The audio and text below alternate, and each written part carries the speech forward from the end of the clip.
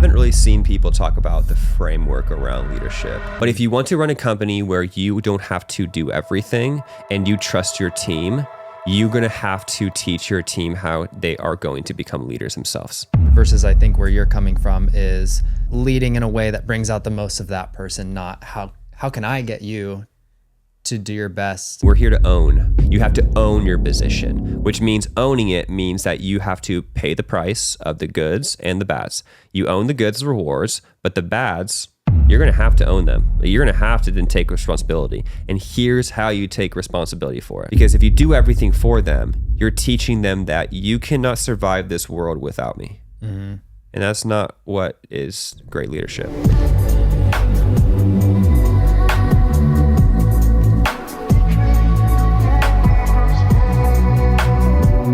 We're going to talk about leadership today. You excited for that?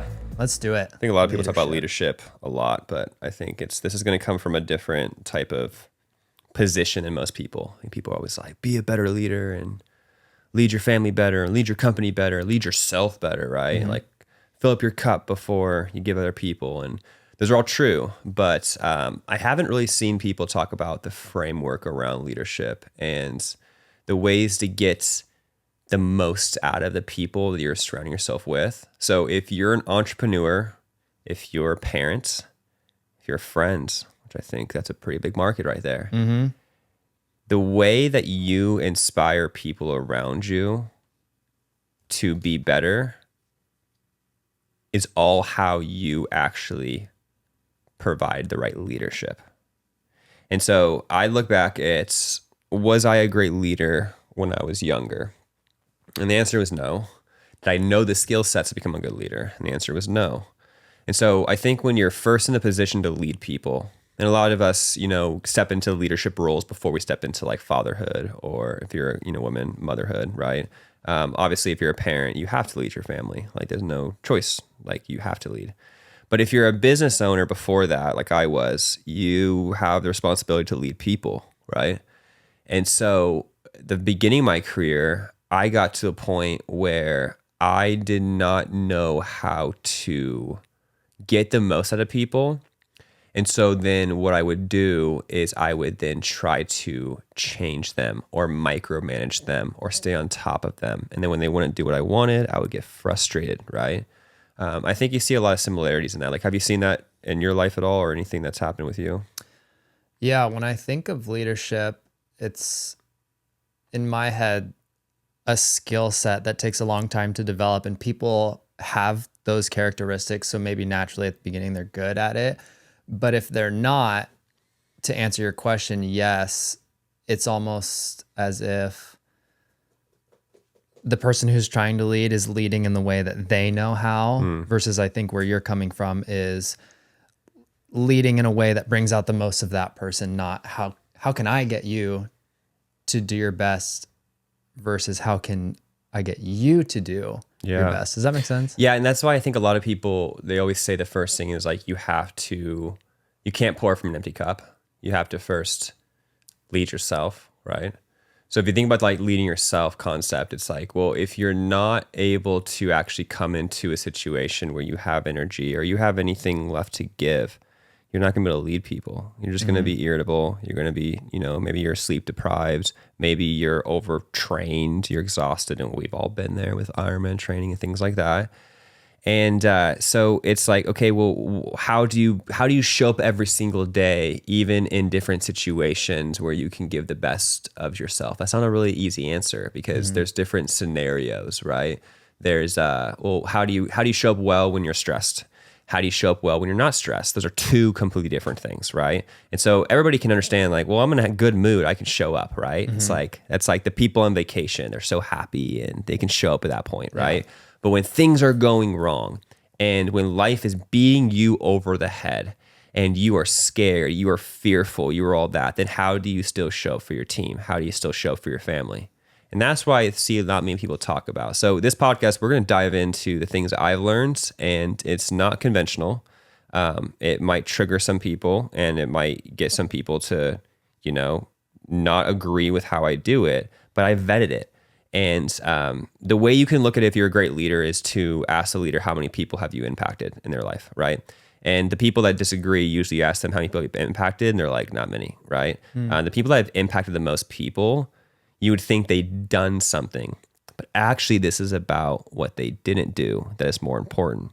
And so as you start to grow with success, they say in the beginning, it's saying yes to everything. And then as you start to be successful, it's learning to say no to things. That's the hardest thing.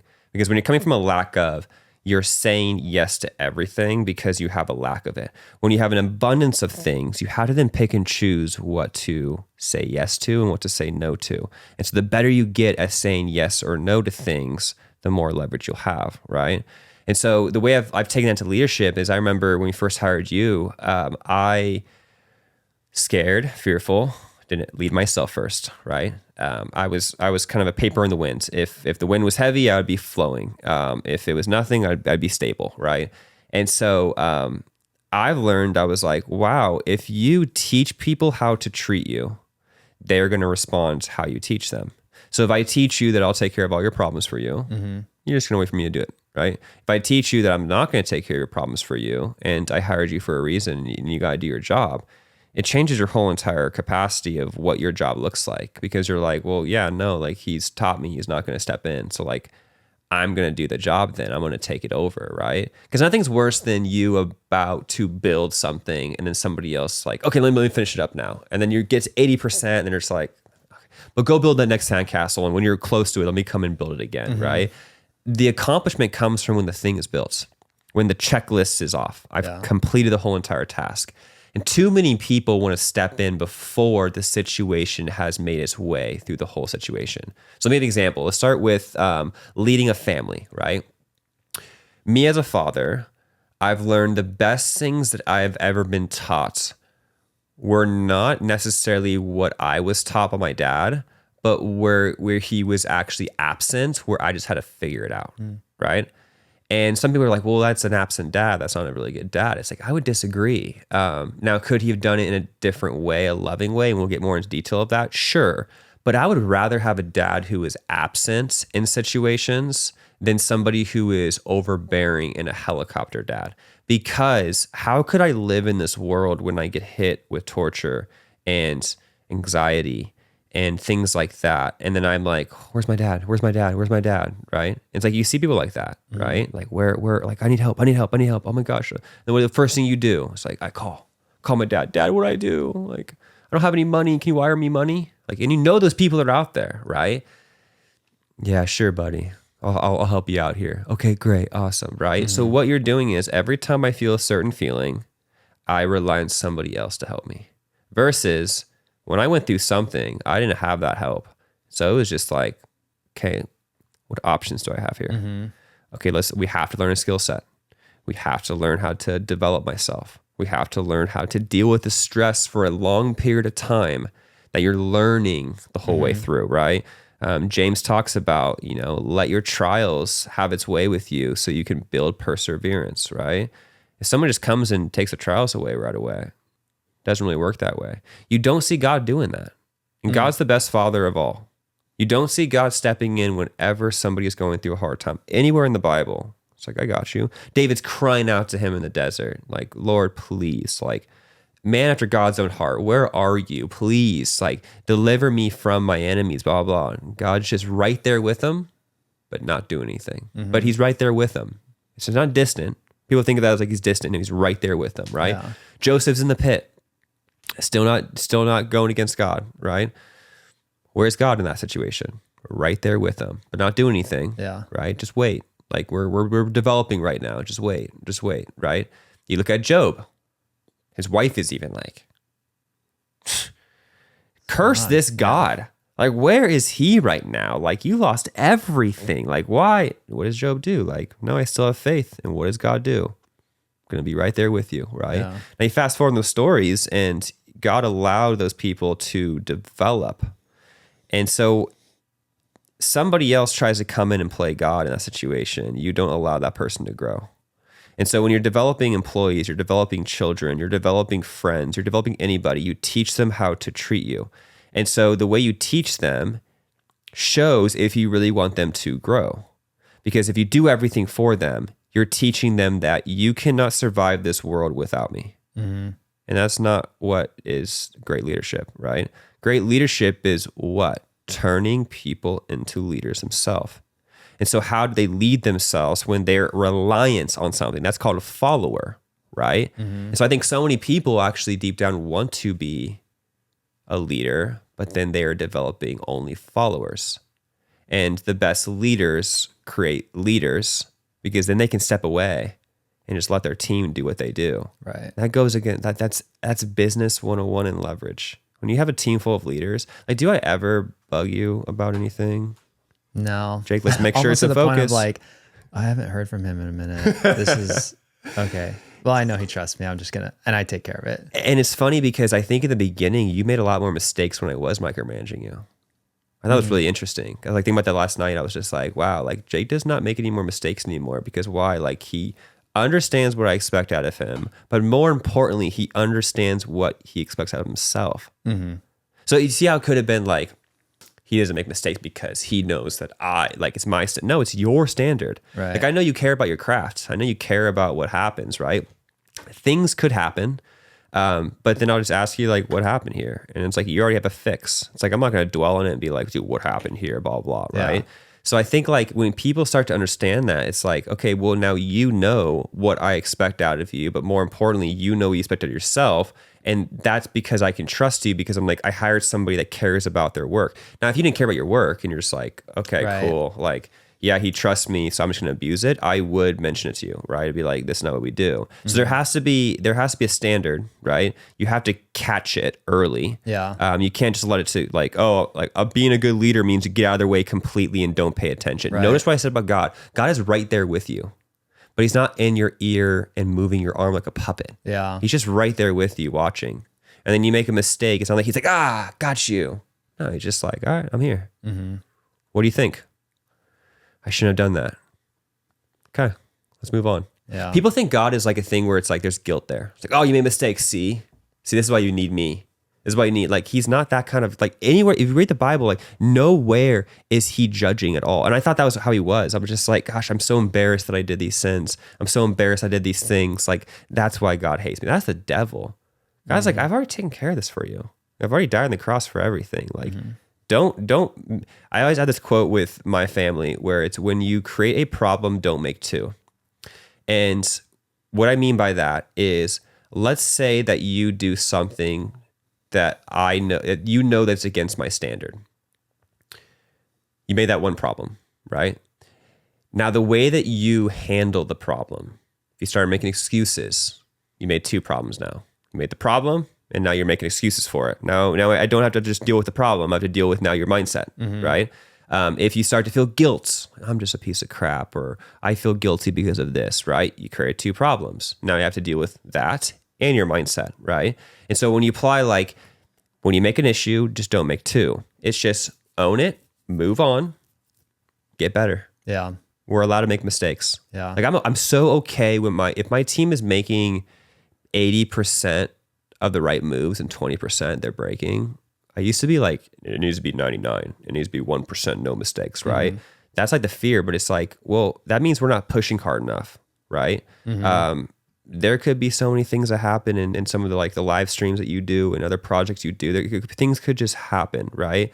And it's like, okay, well, how do we fix that? And how many times have we made mistakes like that, and then we've learned from them, right? Yeah. I mean, all the time. I even think into, it's not like I don't make mistakes or mistakes don't happen, but the development of you as a leader is setting that standard at the beginning. And maybe it's a little bit of micromanaging to, like, hey, this is what I want it to be. I want you to want it to be this too. So if problems do arise, fix it yourself. So that 20% that is mistakes, like, I still make mistakes. I just fix them before they get to you, you know? And it's not like a way of, like, hiding. It's like, I have redundancies. I have a way of, like, oh, okay, I would have done that different. That's technically a mistake. How can I fix it? Okay. You know, and when we're talking technical, it's like, okay, audio cuts out, or like a video doesn't something. Well, I've learned through the standard that we've set, okay, I need to have redundancies. I make a mistake here. I have something to fix it. And I essentially create the solution before it even gets past me. And that's leadership. I think it's such a good point, because, like, most owners, so, like, example, there's probably been situations, I'm going to guess because I don't know, because I also think like, I also don't need to know about all your mistakes. I don't believe I do. Let's say that you went to a shoot and you forgot your camera batteries, right? And the shoot's going to start in 30 minutes. And then you call Victoria and Victoria comes and drops the batteries off. Yeah. I don't need to know that. Yeah. You handled it. You did it. I don't need, you don't, bro, I totally forgot the battery. I just want you to know just in case. Like, I don't need to know that stuff. Yeah. Right. So I think it's also like, I think some people are like, I need to know everything, because then it's like, that's the micromanaging. It's like, well, and you already know the answer. So it's like for me to be like, well, bro, bring backup batteries. It's like, yeah, obviously. And now I have 3 batteries, 2 chargers, a V mount, and wall outlets. Like redundancies on redundancies. And the cool thing about that is I know that if you do make mistakes, you call me and you own them. And what my job is to protect you to the client as well. And so it's not like you make a mistake and everything happens. And this hasn't happened with you, right? But like, let's just say it did. I think some people's job is like, okay, cool. And now I'm going to go blame my employee. Like, hey, like, sorry, client, Jake just wasn't on his thing today, blah, blah, blah. I don't know what to say. No, it's a team approach. It's like, that's my job. It's like, I then handle the situation. It's our thing. And I do it with honor. I don't do it with like, oh gosh, Jake, come on, man. What are you thinking? Right. Obviously if it's like a bonehead move, I would just ask you like, what happened? And you would give me the right answer. Right. You just be like, I don't know. And it's like, okay, well, that's not a great answer, but like, is it going to happen again? Like, no, it'll never happen again. Like, this is what I'm doing to make sure it happens. If you're just like, I don't know, and like, you don't care about it, then I'm like, okay, well, like, let's talk about it. But for me, that's like calling the client, just like, we lost the footage and we're gonna have to reshoot, and then let them just get pissed off and blah, blah, but not Jake lost the footage and gosh, yeah, man, that's, you know what, I'm going to make sure I hire somebody else, or like, I'm going to make sure he never does that again. Like, that's just so lame. Like, we're on the same team. So it's like, we lost the footage. We don't know what happened. Right. Exactly. And so it's like, that is also, there's a balance to it, because I think somebody watching this are like, well, I have employees that like literally make a mistake and then they hide it from me. And then the client calls me and then I find out like different, right? Like, you have leadership discernment where you're like, Jared needs to know about this, right? Like yesterday, you sent me a text and you're like, hey, like nobody's available for the shoot. I got everything I needed. I just feel weird leaving early to the shoot. The client said I'm good to go. And I'm like, okay, like, yeah, you're good to go. Like, we're good. And then what do you say? They're available. Oh, they're open. Okay, I'm gonna get more content. It's like, that shows that you care about your craft. Most people be like, oh, cool, I get to go home early. Done. Yeah, like, right? Sorry. It's like, so it's just like, you're building trust over time. And it's just like, why would I micromanage and lead you at that point, right? And the people I coach and I talk to that are just poor leaders, it's almost like they're looking for their people to do bad. And it does surface. It's interesting because like, even with you, every time I was looking for things to go wrong, it would surface somehow. And it's like a weird energy that I think that I'm causing it. And I don't know how to explain that, but it was like, I don't have to worry about you at all anymore. Right. And I don't get issues that come up. And if I do, I deal with them. I deal with the grace. It's like, what it is, but I haven't had issues with you. So I'm also like, this dynamic was like, what you think about is what's going to come back. Right. And so most people watching this are like, oh, okay. So Jared, what are you actually saying? What's the framework? Well, first of all, what do you want to build? If it's a family, do you want to build people that are super strong? How do you become super strong? As a family unit, I think everyone needs to be on the same page, which involves communication, which involves having the same vision, right? At least between, the spouses, having the same communication, and then relaying that to the kids, like, this is who we are, this is how we act, and then leading by example. So it starts with a vision. Yeah. Right? Always the same principle. Like, no matter what you're building, it's always the same. It starts with a vision, right? Even if you look at like a company, a family, a friendship, a goal, your walk with God, right? It starts with a vision, right? And then from the vision, there becomes a standard. And so then the standard is, what do we need to do in our family to be able to achieve this vision, right? That's why you see like our code of honor that we have on the wall, right? And it's not just like words on a screen. It's like, what do we actually want to become? So for me, about this would have been when I first met Megan. People see Megan now and they're just like, she is so terrific. She's amazing. I just know how to get the best out of people. And I'm not saying it's all me by any means. But you come in my environment, you get better. There's never been anybody that's come in my environment and hasn't gotten better. Even the people that are old employees that hate me, like they hate me, they were running the most. They were taking care of their body the most. They were working harder than ever. Like I got the most out of them. And then that's why they don't like me anymore, is because like it broke to a point where it's just like, I don't want to be a part of this anymore. And then what did they do? Their life got worse because they went back to their comfort, right? And we'll talk about that's a threshold to two identities, which I think will be really interesting to dive into, because I think a lot of people never enter into the next threshold of their capability because their old self is fighting, and then people just go back to their old self, right? And we'll talk about that after this. But the main thing is the vision of standards. The standard is, okay, what do I need to do to develop a good company? Okay, so what do you want in the company? Do you want to run your company yourself and do everything yourself? Okay, then you don't need to do the things I'm talking about. But if you want to run a company where you don't have to do everything and you trust your team, you're going to have to teach your team how they are going to become leaders themselves. So that way, when somebody else comes in the company that's new, that then gets taught that like, hey, we're here to own, not just to borrow, right? You have to own your position, which means owning it means that you have to pay the price of the goods and the bads. You own the goods, rewards, but the bads, you're going to have to own them. You're going to have to then take responsibility. And here's how you take responsibility for it, right?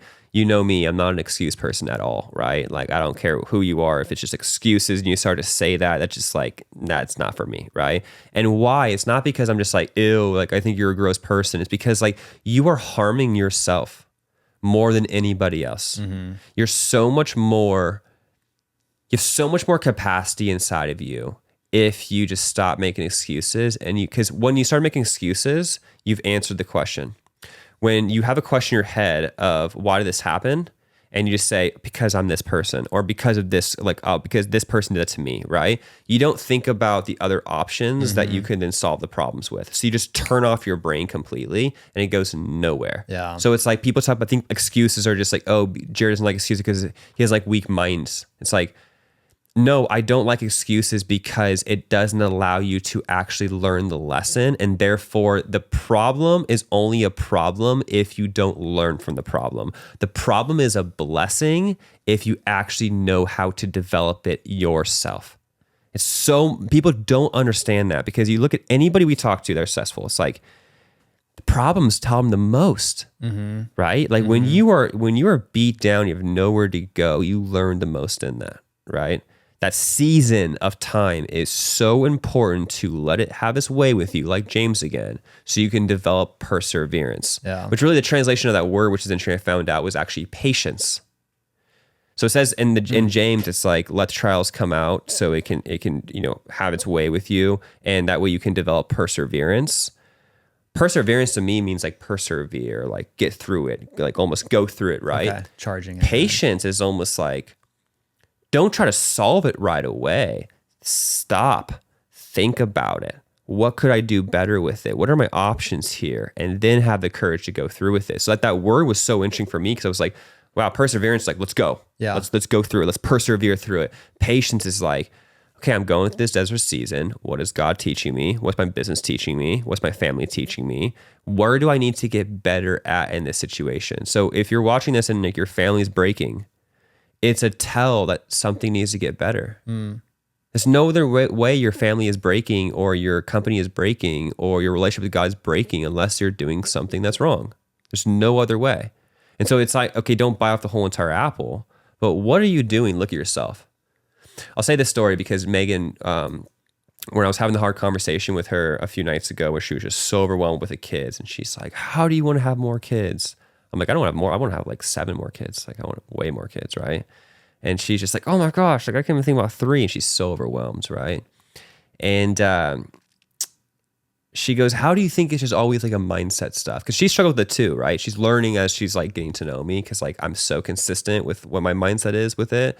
To the point some people are like, okay, it's stubbornness, but it's like, no, like I understand what I'm doing with it. It's not like, oh, you just like work your way through. It's more of just like, I understand the pain if I don't do this. And it hurts me sometimes. Sometimes I want to like help, right? But she's like, what do you just think it's like I'm going through postpartum. I'm going through all these different things. Like, you think that's just like a made up thing? I'm like, no, absolutely not made up thing. It's a challenge for sure, but it's an opportunity for you to get better through it. So it's like, okay, it's easier for you to step up when you're not going through emotional, hormones and everything else. I'm not saying it's not real, but it's an opportunity for you to get better as you're going through that. Because if you can learn to get better as you're going through that, what happens when the hormones stabilize and you've learned that skill set, you can carry it through. So she was like, well, when you're going through your depression phase, like, what were you thinking? Was that your fault too? And I was like, absolutely. And she was like, what do you mean by that? I'm like, well, look at my lifestyle. I was smoking weed. I was not going to God. I was focusing on work more, thinking that could fix me. So like right there, 3 things that I was like, well, maybe those things caused my depression right there. Because like I wasn't doing the main things I believe in. Like I believe if your body is sober and you are having good foods in your body and you're treating your body like a temple, then you don't get dysregulated, right? I feel like if you're not going to God, then you're not feeding your soul. So it's like right there, it's like, yeah, like I would like to say like, oh, I don't know what happened, but it's like, let's actually dig deeper. Like what was actually happening? Mm-hmm. Like even deeper, like maybe you're not smoking weed. Maybe you are healthy, right? But it's like, are you getting enough sleep? Are you eating the right foods, right? Like there's always something to dive into where it's like, are you really doing everything perfect and you still haven't dealt with it? And maybe you are doing physical things. Mm-hmm. Have you dealt with past traumas? Do you find yourself getting triggered when things come up that your body then gets dysregulated? So what am I telling you to do first? Not fix it. Pay attention to it. Oh, if somebody says this about me, boom, I feel an emotion. Feel, right? Like, okay, well, something happened there. Don't solve it because that's what your brain wants to do. Oh, look, let's just get an answer right now. Again, have patience with it. Okay, that happened. Every time that somebody tests me with this thing, that happens. Okay. What can I do next time? Well, maybe I just just recognize it's happening. And when you recognize it's happening, then you have a choice to be like, well, let's get off of the mindset, right? It's funny because when Meg and I earlier in our career with obviously MMG, and then like when she was working with us for the first time, but we'd have like huge fights before you guys came in the office, like huge fights. And then it would just be like, you guys walk in and I would just snap out of it. And sometimes she couldn't. She would have to go in the room and just cry, and just like, it was so hard for her. And then she looked at that as like, are you just being disingenuous? Right. Mm-hmm. And I'm like, no, I'm compartmentalizing it. Right. Because I understand that the pain I'm going through right there, you guys don't deserve for me to give you that baggage. Cause like you just walked in the office. Right. Like that's not my job. I'm going into now business mode. Right. And she couldn't understand it for a long time. And then she started understanding that when we started having kids, because she was like, when she's going through a hard time with somebody else, right? And it's because I love my employees so much. I love Megan so much. And so when we had a situation where old friends of ours were getting pretty nasty with us, and it, for me, it's just like, I've worked on this muscle, so it would have broke me in the past. But it's just like when they get nasty, it just like a snap goes off where I'm just like, okay, it's like not for me anymore. Like I just don't even have emotions towards it. Megan like holds it, right? And Kaden was starting to see her cry a little bit. He's like, Mom, are you okay? And then she got out of it because she was like, well, I don't want to give this baggage to him, right? Yeah. So sometimes you need that like that moment of just like, I don't want to do this, but then because if you guys didn't come in the office, I would have dwelled the whole entire day. But what happened is I snapped myself out of it, which I wasn't feeling like I was okay, but I was acting like I was okay. And then give me 5-10 minutes and I was actually okay. And the same thing with her. She would get around and she would go, see the other employees and everybody else and start talking about different things. And all of a sudden she'd be back in the mindset. And then by noon, we're like happy again. We're totally fine, right? Yeah. So I think it's also like putting yourself in those situations to realize that like you can get out of any mindset if you're willing. Right. Right. Yeah. It reminds me of a situation where I was playing a water polo game, and one of my teammates, like we think he elbowed the kid, but the guy on the opposing team started having a seizure in the water. And I just hear my mom like yell my name and point, and I like look to the middle of the pool, and this guy's like going under, like convulsing. And in that moment, I felt it's scary, right? Like I felt fear, but being exposed to a situation like that before, your brain knows like, okay, well, I have a job to do right now. I have the skill set. Let me go over, get him up, get him to the side of the pool. But it didn't change the fact that in the moment I was still scared, you know? And I feel, in that situation in the past, you could have those feelings arise, whether it's like a difficult situation in business or a difficult situation in life. And if you write yourself off like, ooh, can't, I'm scared, like dead end. But if you have patience and perseverance, you sit in that feeling, what do I need to do? It's almost like when you're on a video game, right? And your character's running forward and you get to a roadblock and you get a few options. You could have an excuse like blocking the road, game over, and then you just start again, same roadblock, game over. Or you learn to go left, you learn to go right, you learn to go up and over. And so over time, as you hit these roadblocks and you sit in these issues and problems, it's an opportunity to find a solution. And a question I have for you is, do you feel that there was someone that gave you that skill set? Do you think you learned that skill set on your own? Was it built up over time? Is because I started to realize how important vision and mission actually was. When you don't have that, you can't get through it. You would turn the game off if the game was just only about driving the car and then once you hit the roadblock. But if you knew the game was about avoiding the roadblocks, right? Like, it's part of the game. The mission is to go from point A to point B. I think too many people just think, let's just keep going as long as it's fun. And then right when I hit something, then I'm out, right? Yeah. And so when you have a mission for something, you start to buy into. Like my mission for my family is not to make them comfortable at all. At all. I want to raise strong boys. I want to raise disciplined boys because I realize they're going against principalities and demonic forces and things that I didn't have to deal with like the cell phones and the social media era and the judgments and the iPad babies, right? I don't even know if I could deal with it. And so it's like, well, how do I actually give them the best opportunity? Because they're going to have to figure out themselves. Notice how I didn't say I'm going to fix them and I'm going to create, right? But I want to develop strong boys. And so the way that I look at that is, okay, well, that sounds great. How do you actually do that? And it's about the mission. And so how much I love my boys when they're going through a hard time and just watching them going through a hard time doesn't do anything to me anymore because I know that that's good. Like Caden is just like, I mean, he fell out of his stroller, like literally tipped the stroller and like just like completely just was devastated. And I'm calm. And when that happens, you get frantic, right? And so you're just like, oh my gosh. And your brain goes straight to like, what was the worst? And so I'm like checking his arm, checking his leg, checking his head, and he wasn't screaming on anything. So I said, you're good. And then I went over and acted like I hit my head on the door. And he's like, ha, and he starts laughing. I'm like, okay, you're really good. And I let it go. And then he started crying more. And I'm like, you're fine, right? Because I just checked it.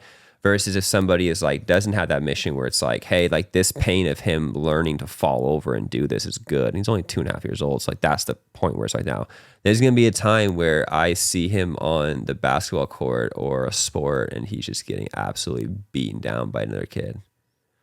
And I'm going to have to watch that.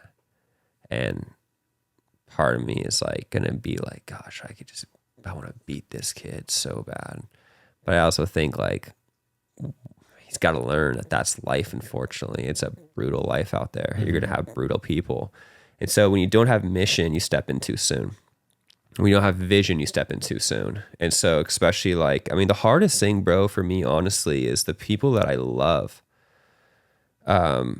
holding the standard, knowing they don't understand why I'm doing it right now and making it look like I'm the bad guy. And not being able to defend yourself, because if you do defend yourself, you defeat the whole entire purpose. But like walking away and being like, gosh, I wish they knew why I was doing this. I wish they knew it was out of love, not out of just laziness.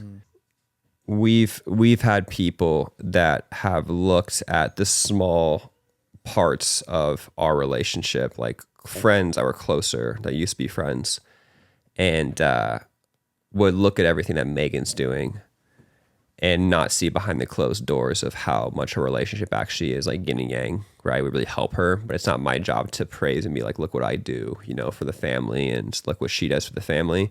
But they do just see her, right? Because people can relate to mothers. They can't relate to like the father's aspect of it, because like the way that I carry as a provider is more of like the chaos of just like dealing with problems on a phone and providing for the family and being here and working and then not being able to take care of my kids. So like I told her the other day, I was like, if you really wanted to know like what I really want to do every day, I'd rather be a mother. It's the easiest job in the world. It's hard, right? Easiest job in the world. You get to be with your boys. Speak about mission in front of you. I'm dealing with clients to like provide, and like you're going to shoots and like you're doing those things, and like people can say, oh my gosh, I'd rather shoot a camera than deal with my kids. Like, what are we talking about? Like, I don't even care if they're all chaotic. Like, that's such a blessing. It's the reason why I developed this whole entire company this way, because like I want to be with my kids 24/7. It's not my job though. I have to provide. I have to be in here. And sometimes it breaks my heart to literally be on a call and you have Kate. I mean, he's right now, he's at the door. It's like, Dad, I just want to go play with him, right? But I have things I have to do. And I think some people misunderstand that. They think like, oh no, Jared enjoys working more than his family. I disagree completely. I do not.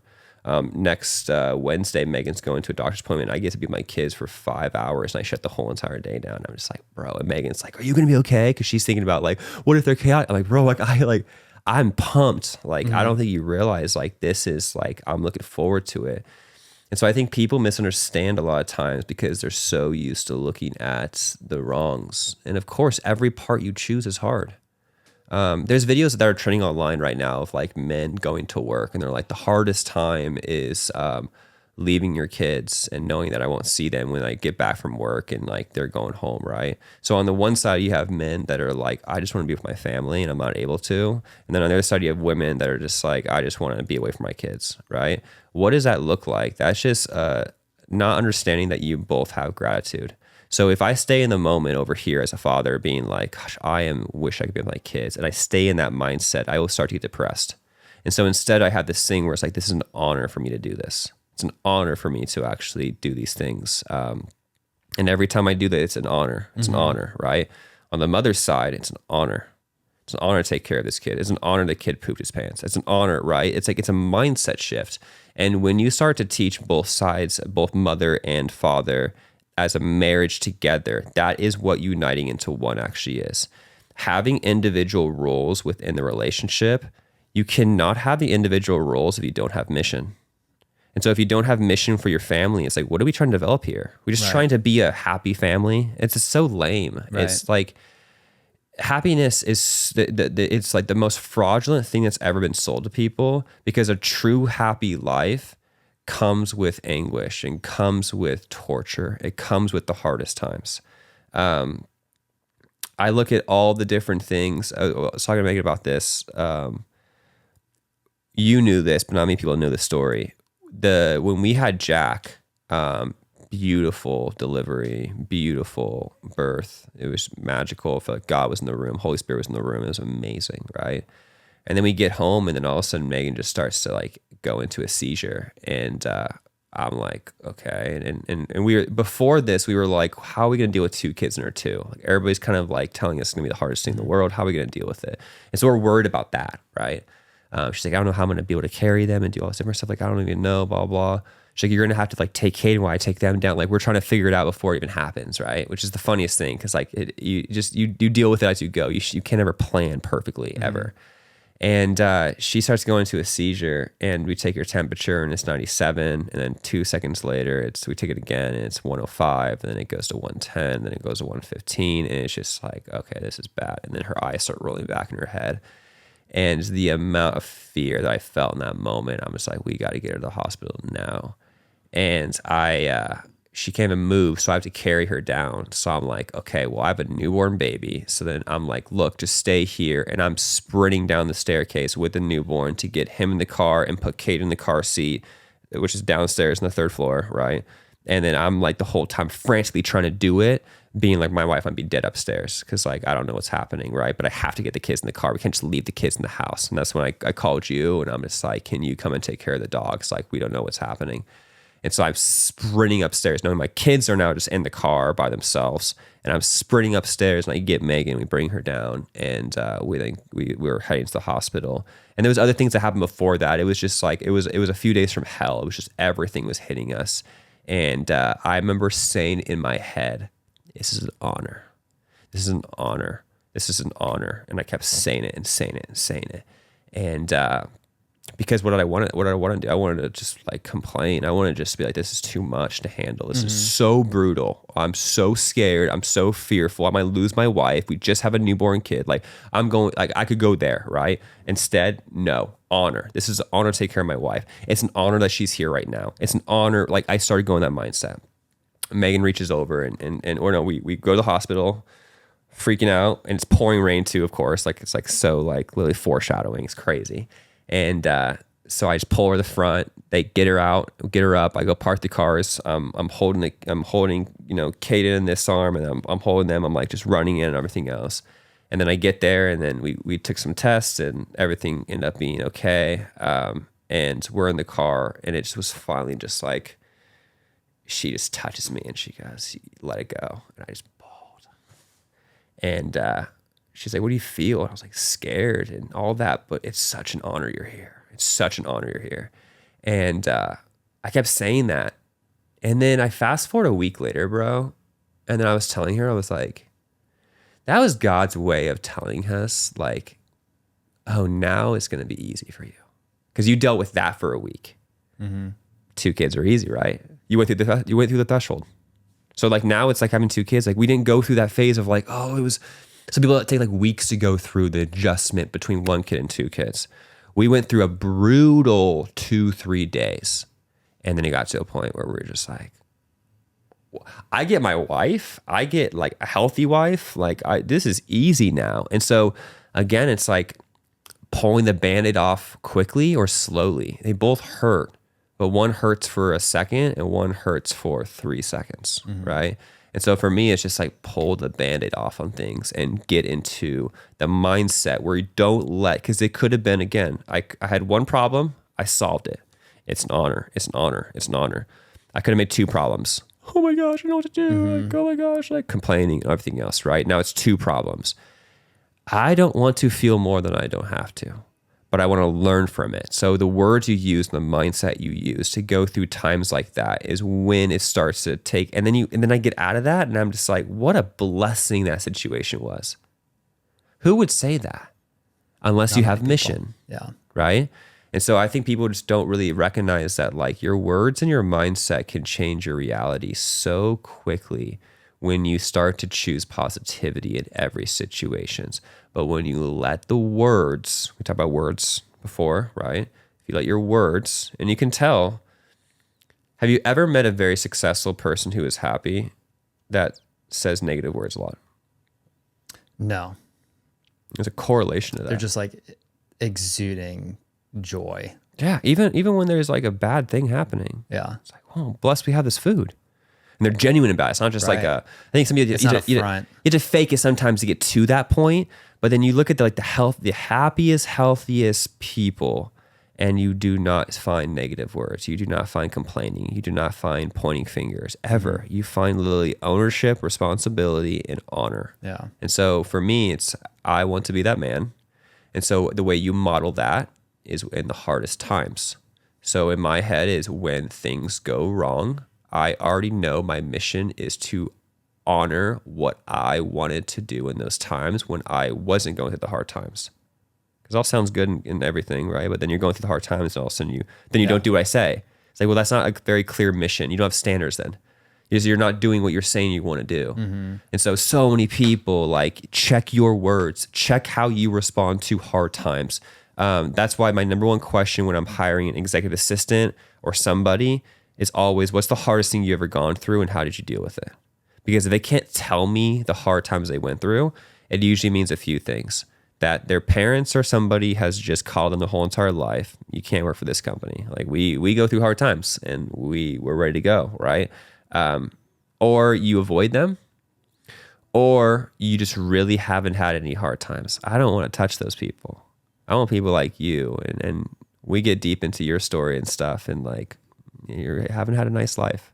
You had a very hard life, and everybody looks at Jake and they say the same Well, I thing. mean, I've had a great life and I've been blessed, but it's because I have this, like it's one thing to look at it from the outside and be like, oh, well, easy for you to say just to be happy and be joyful. Well, it's not to say that in the moments, those people who are exuding joy don't feel the anguish and the pain. It's what you do with that. You just proved my point right there. Yeah. Like you completely proved my point. Because like people like you by you going straight to I've had a blessed life. And again, see how we don't like to get into the real stuff of what your life has gone through. The reason why you are that way is because you've gone through pain. It wasn't because you went through an easy life. You felt the pain of loss. You felt the pain of neglect. You felt those pain of those things. And so you've understood it and you've overcome it. And so then you're like, well, I'd rather be over here because I know what this feels like. Some people don't know what this feels like, right? Because everybody says the same thing about you. It's like, bro, Jake is just such a nice guy. He's so this, he's so that, right? That's not by accident. I don't think you would be that person if you didn't go through the things you went through in the past, because you have understanding now. You have understanding that when you hurt somebody with your words, you know what it feels like because you've been hurt, right? And so when you think about those things at a bigger level, you're like, I don't want to roll with people that don't have scars. I don't want to roll with people that haven't overcome adversity, because it's new ground for them. And Right. I'm going to tell them to just get through it. And if I tell them that, it's going to break them. Like, what do you mean? This is terrifying, right? I tell you that, like, bro, I need you. It's calm and calculated. It's like, I got you. Let's go, right? And then you show up. So it's probably a pretty good way to wrap that thing up. Anything else on it?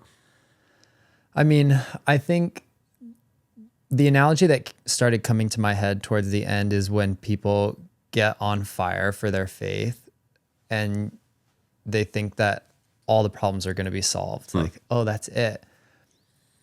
And when you get into it, it's a learning journey. And leadership, I think, is a great correlation in that there's a roadmap and problems are going to arise. Just like when you have faith, your problems aren't solved, but now you have this resource and this skill set. Okay, I'm going to sit here and persevere in the pain. Lord, I'm going to look to you to give me strength to get around it. The next episode, we're going to talk about identity shifts and breaking through thresholds. So if you guys want to get more into that, what that topic looks like, because that's the biggest lie, is when you go to God, everything will just be handled. And most of the things are, right? But it's crucifying your flesh. And some people want to hold on to their old identity and the old flesh entering into the crucifixion into their new life. And you can't do that. What it means to crucify your flesh is to die, gone, done, right? And some people want to pick and choose, right? I'm going to go into the next season, but I want to keep the money I have. I want to go into the next season, but I want to keep the friendships and the way I feel. I want to go into the next season, but I want to keep the lust of the things I do because it makes me feel good. It's like, that's what happens. That's the line to the old season that sucks you back into the old season. So we're going to talk about thresholds of what it really means to actually walk with God. And I think you guys will love that episode. So we love you guys. We'll see you next episode.